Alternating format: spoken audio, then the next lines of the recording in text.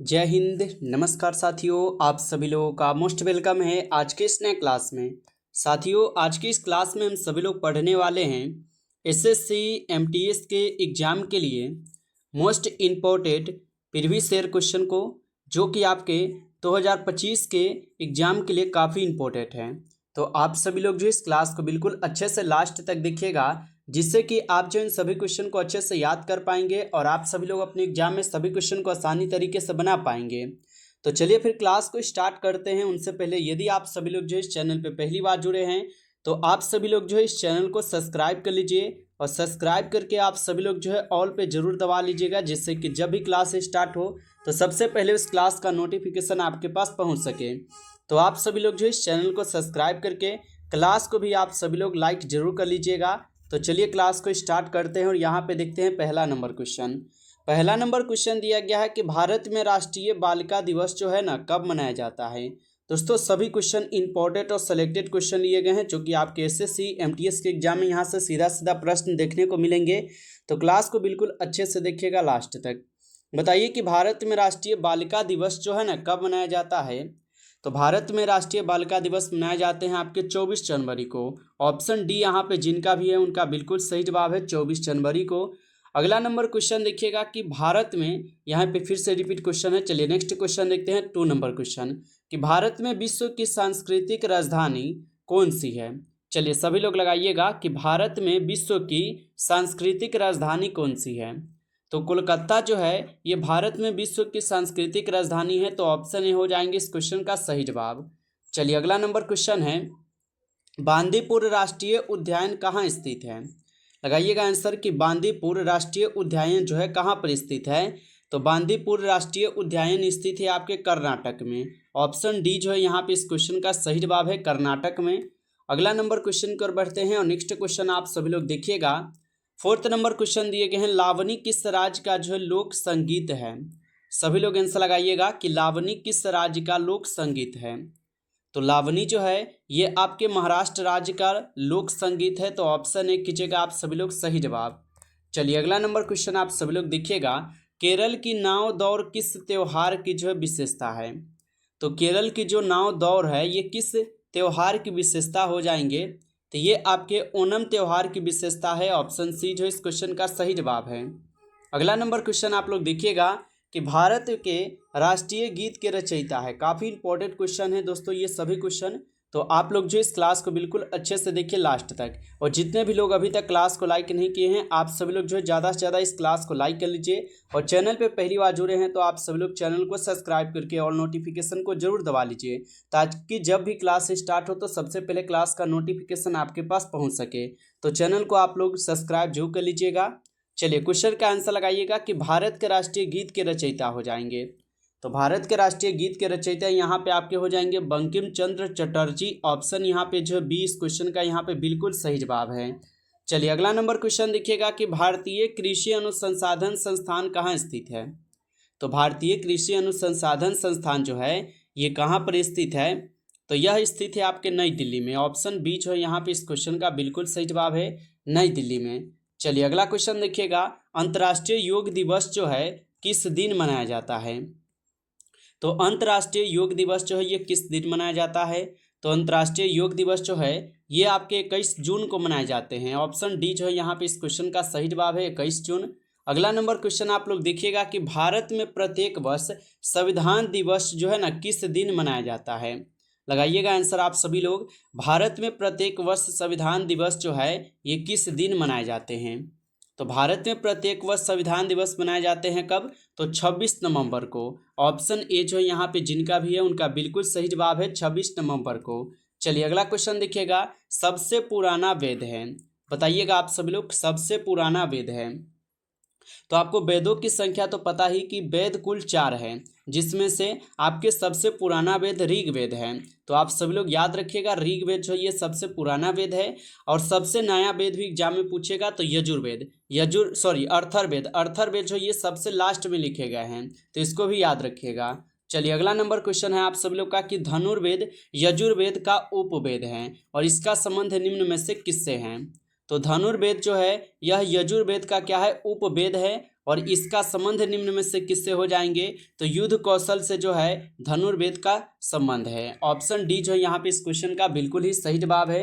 अगला number question देखिएगा, कौटिल्य का अर्थशास्त्र हमें डैश प्रशासन के बारे में जो जानकारी देता है। तो कौटिल्य का जो अर्थशास्त्र पुस्तक है ये किसके बारे में हमें जानकारी देता है? तो कौटिल्य द्वारा लिखे गए अर्थशास्त्र पुस्तक में हमें किसके बारे में जानकारी मिलता है? तो हमें मिलते हैं यहाँ पे मौर्य वंश के बारे में। ऑप्शन बी जो है यहाँ पे इस क्वेश्चन का सही जवाब है। अगला नंबर क्वेश्चन है, मौर्य साम्राज्य की स्थापना किसने की थी? चलिए लगाइएगा आंसर। 4 ऑप्शन दिए गए हैं कि मौर्य साम्राज्य की स्थापना जो है ना किसने की थी। तो मौर्य साम्राज्य की स्थापना किए गए थे आपके चंद्रगुप्त मौर्य के द्वारा। ऑप्शन सी जो इस क्वेश्चन का यहाँ पे सही जवाब है, चंद्रगुप्त मौर्य के द्वारा। अगला नंबर क्वेश्चन देखिएगा कि चंद्रगुप्त मौर्य ने अपने जीवन के अंतिम दिनों में किस धर्म को अपना लिया था? यानी कि चंद्रगुप्त मौर्य ने अपने जीवन के अंतिम दिनों में जो है किस धर्म को अपनाए हुए थे? तो वह अपना लिए थे कौन से धर्म को? तो वह अपनाए थे जैन धर्म को। जैन धर्म यहाँ पे जिनका भी ऑप्शन आ रहा है उनका बिल्कुल सही जवाब है। अगला नंबर क्वेश्चन देखिएगा, भारत के भौगोलिक मानचित्र कौन तैयार करता है? तो भारत के भौगोलिक मानचित्र जो है यहाँ पे कौन तैयार करता है? तो भारत के भौगोलिक मानचित्र तैयार किए जाते हैं किसके द्वारा? भारतीय सर्वेक्षण के द्वारा। ऑप्शन डी जो है यहाँ पे इस क्वेश्चन का बिल्कुल सही जवाब है, भारतीय सर्वेक्षण के द्वारा। अगला नंबर क्वेश्चन है आप लोग का, भारत और पाकिस्तान के बीच की सीमा का निर्धारण किसने किया था? तो भारत और पाकिस्तान के बीच का जो सीमा है इनका निर्धारण किसके द्वारा किए गए थे? तो ये निर्धारण किए गए थे सर सिरिल रेडक्लिफ के द्वारा। ऑप्शन सी जो है यहाँ पे इस क्वेश्चन का बिल्कुल सही जवाब है, याद रखिएगा। चलिए अगला नंबर क्वेश्चन देखते हैं, हमारा ब्रह्मांड जो है ये कितना पुराना है? तो हमारा ब्रह्मांड जो है ये 13.7 मिलियन वर्ष पुराना है। ऑप्शन ए जो है यहाँ पे इस क्वेश्चन का बिल्कुल सही जवाब हो जाएंगे, याद रखिएगा। चलिए अगला क्वेश्चन है आप लोग का, यहाँ पे 18 क्वेश्चन है कि सौर मंडल का दूसरा सबसे बड़ा ग्रह कौन सा है? तो सौर मंडल का दूसरा सबसे बड़ा ग्रह कौन से हो जाएंगे? तो शनि ग्रह जो है ये सौर मंडल का दूसरा सबसे बड़ा ग्रह है। ऑप्शन ए जो है इस क्वेश्चन का सही जवाब है। अगला नंबर क्वेश्चन की ओर बढ़ते हैं। नेक्स्ट क्वेश्चन आप सभी लोग जो है देखिएगा। नेक्स्ट क्वेश्चन दिया गया है कि यूरोपवासी किस ग्रह की पूजा सुंदरता देवी के रूप में करते थे? चलिए बताइएगा कि यूरोपवासी जो ये किस ग्रह की पूजा सुंदरता देवी के रूप में करते थे?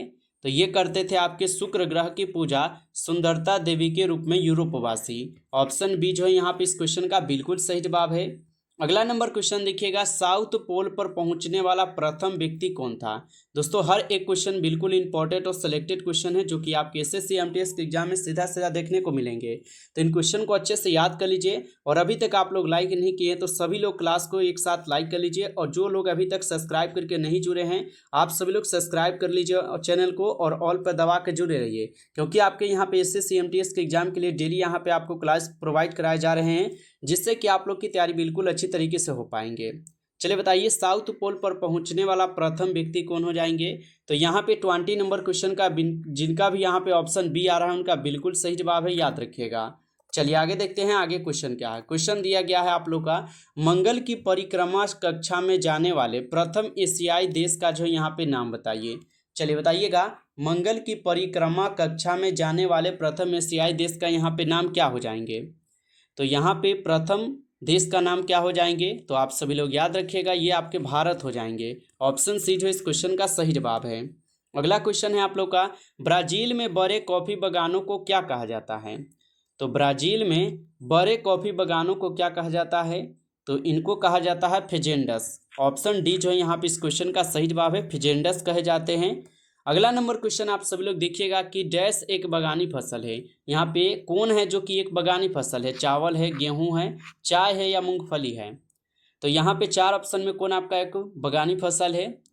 तो यहाँ पे आप लोग का बागानी फसल जो है चाय हो जाएंगे। चाय क्या है? तो यह एक बागानी फसल है, याद रखिएगा। अगला नंबर क्वेश्चन है कि विश्व में सबसे अधिक केसर का उत्पादन करने वाला देश कौन सा है? तो विश्व में सबसे अधिक केसर का उत्पादन करने वाला यहाँ पे देश कौन सा हो जाएगा? तो ईरान जो है ये केसर का उत्पादन सबसे करता है विश्व में। तो ऑप्शन सी जो है यहाँ पे इस क्वेश्चन का सही जवाब हो जाएंगे। चलिए अगला नंबर क्वेश्चन देखिएगा कि भारतीय संविधान ने देश की शासन प्रणाली के रूप में किस व्यवस्था को अपनाया है? तो भारतीय संविधान ने देश की शासन प्रणाली के रूप में किस व्यवस्था को अपनाए हुए हैं? तो वह अपनाए हुए हैं आपके संसदीय शासन प्रणाली को, जो कि ऑप्शन ए यहाँ पे इस क्वेश्चन का बिल्कुल सही जवाब है, संसदीय शासन प्रणाली। अगला नंबर क्वेश्चन आप सब लोग देखिएगा कि भारतीय संसद के कितने सदन हैं? सभी लोग आंसर लगाइएगा कि भारतीय संसद के जो है कुल कितने सदन हैं। तो भारतीय संसद के जो है कुल यहाँ पे सदनों की बात करें तो लोकसभा और राज्यसभा, यानी कि 2 ही सदन हैं। तो हमारा ऑप्शन ए हो जाएंगे यहाँ पे सही जवाब, लोकसभा और राज्यसभा। याद रखिएगा आप सब लोग, 2 सदन हैं। चलिए आगे क्वेश्चन है, संसद के किस सदन को प्रतिनिधि सभा भी कहा जाता है? चलिए सभी लोग आंसर लगाइएगा, संसद के किस सदन को प्रतिनिधि सभा भी कहा जाता है? तो ये कहे जाते हैं आपके किसको? लोकसभा को। यदि आप ऑप्शन बी लगा रहे हैं तो बिल्कुल सही जवाब है, लोकसभा को ही कहा जाता है। अगला क्वेश्चन देखिएगा, संसद का लोकप्रिय सदन कौन सा है? यहाँ पे आपको बताना है कि संसद का लोकप्रिय संसद कौन सा है। तो संसद का लोकप्रिय सदन जो है यहाँ पे आपके लोकसभा ही हो जाएंगे। ऑप्शन बी कीजिएगा आप सभी लोग, सही जवाब 28 क्वेश्चन का आंसर। अगला क्वेश्चन है आप लोग का कि संविधान में संशोधन की पहल की जा सकती है, यानी कि संविधान में जो है ये संशोधन पहल की जा सकती है किसके द्वारा? तो संविधान में संशोधन की पहल की जा सकती है आपके संसद के किसी भी सदन के द्वारा आप कर सकते हैं, यानी कि ऑप्शन डी हो जाएगा यहाँ पे सही जवाब। अगला नंबर क्वेश्चन है कि भारत के संविधान का पहला संशोधन अधिनियम डैश में आया था, यानी कि भारत के जो पहला संविधान संशोधन हुआ था ये कब हुआ था? तो आपको याद रखना है ये आपके 1951 में हुआ था, यानी कि 1951 में हुआ था। ऑप्शन बी जो है यहाँ पे सही जवाब है, याद रखिएगा। नमस्कार साथियों, इस क्लास में कुल आपके 30 क्वेश्चन थे, जो कि आपके एसएससी एमटीएस के एग्जाम के लिए काफ़ी इंपॉर्टेंट थे। यदि आप सभी लोग को ये क्लास अच्छा लगा हो तो आप सभी लोग जो इस क्लास को सभी लोग लाइक कर लीजिए, और चैनल पे जितने भी लोग नए जुड़े हैं आप सभी लोग जो इस चैनल को सब्सक्राइब करके ऑल नोटिफिकेशन को आप सभी लोग जरूर दबा लीजिए, जिससे कि जब भी क्लास स्टार्ट हो तो सबसे पहले उस क्लास का नोटिफिकेशन आपके पास पहुँच सके। तो आप सभी लोग जो इस चैनल को भी सब्सक्राइब जरूर कर लीजिएगा। चलिए फिर मिलते हैं एक नई टॉपिक के साथ नेक्स्ट क्लास में, तब तक के लिए जय हिंद, जय भारत।